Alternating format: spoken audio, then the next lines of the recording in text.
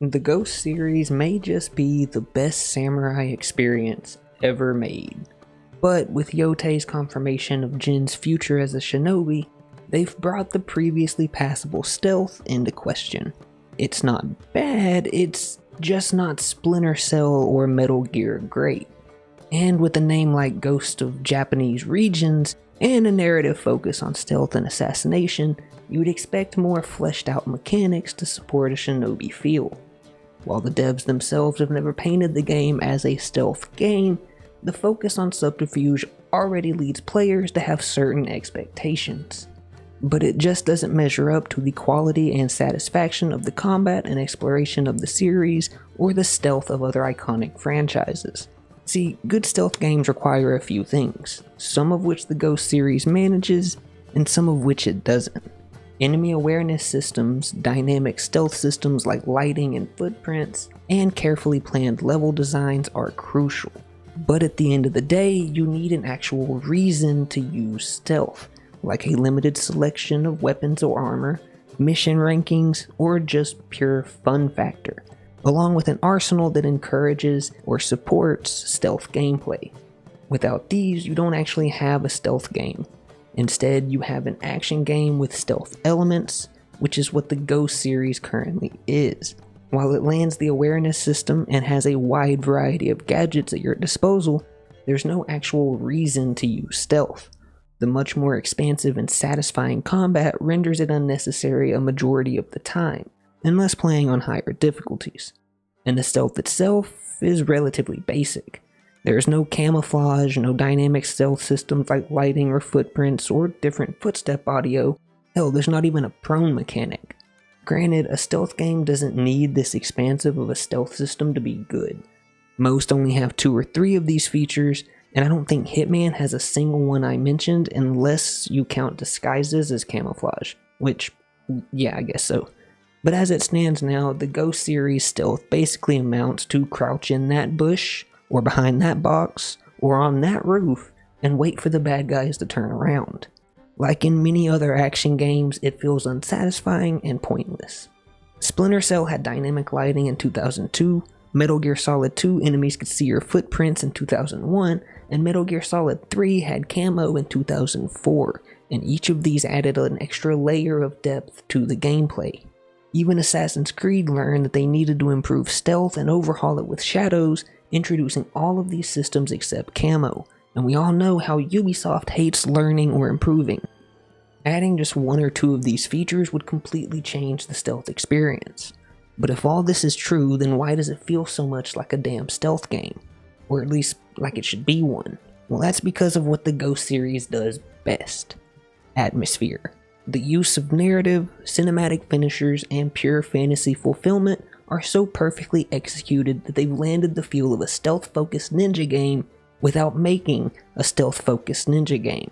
Coupled with the fact that it excels at every aspect of samurai immersion, you can overlook the shortcomings of the mechanical complexity of the stealth a majority of the time.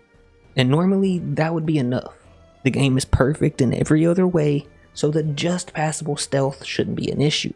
However, with devs confirming Jin's story isn't over yet, and Yotei's confirmation of Jin's future, I think it's a safe bet to say the next time we see him, he'll be a ninja. As a result, they have the perfect opportunity to really shake up the gameplay with the next entry. Or perhaps they've backed themselves into a corner and have to. These confirmations happening right alongside Ubisoft's implementation of a Splinter Cell-inspired stealth overhaul for Assassin's Creed leaves the devs with the choice for Jin's inevitable shinobi game.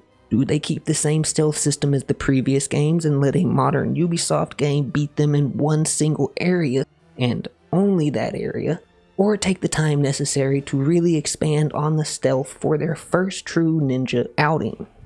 Well, I hate to sound like a bummer, but I genuinely believe if they don't improve the stealth, people will finally start to notice the limitations there.